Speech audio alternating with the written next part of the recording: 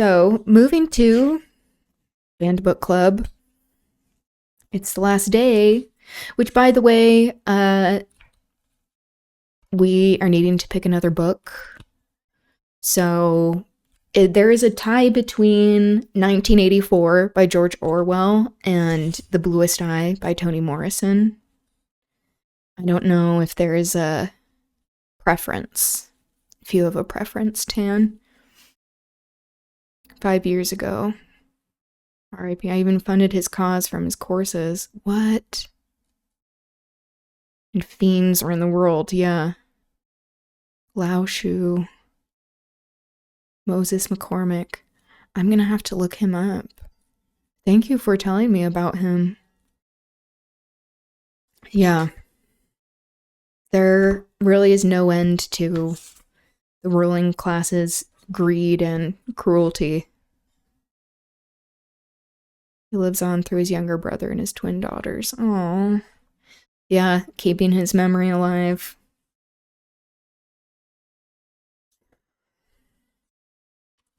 Yeah, I'm gonna have to look him up. Thank you for telling me about that.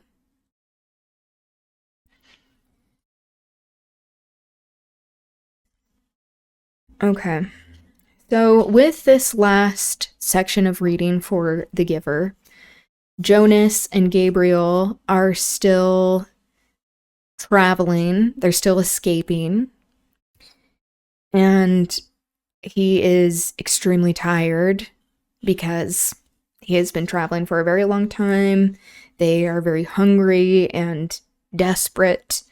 But he also was able to see the diversity of life, this openness to the outside world. What options? 1984 by George Orwell and The Bluest Eye by Toni Morrison.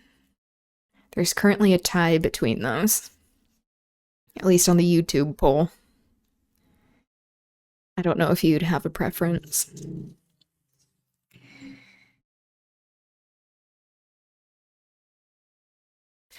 Okay, this is a little excerpt as he's seeing new things. Gabriel, the baby, the little toddler, it was saying plane. And Jonas, this little excerpt says, terrified, he looked up, but it was not a plane at all. Though he had never seen one before, he identified it from his fading memories, for the giver had given them to him often. It was a bird.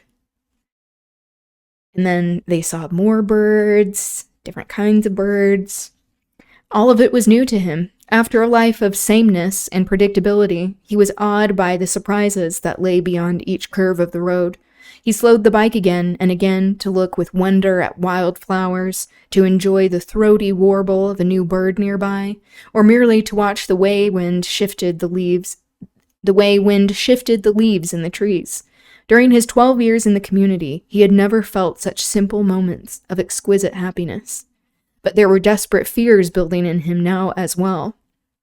The most relentless of his new fears was that they would starve. Yeah, that's a big fear. So seeing the highs and lows of having individuality and more autonomy.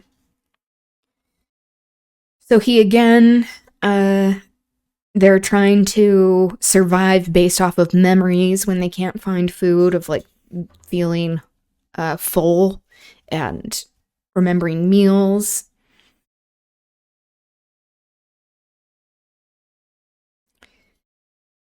And now Gabriel is crying and weak because Jonas is also weak. And they're going hungry. And it said Jonas, he wept because he was afraid now that he could not save Gabriel. He no longer cared about himself. That this empathy and wanting to protect people, that was developed of this element of self-sacrifice that was not allowed in the community. Then they get to the destination. He keeps remembering like good moments, his friends, to keep him going. And then this is where he sees lights ahead. Downward, downward, faster and faster. Suddenly he was aware with certainty and joy that below, ahead, they were waiting for him, that they were waiting too for the baby, the people in the memory of like Christmas.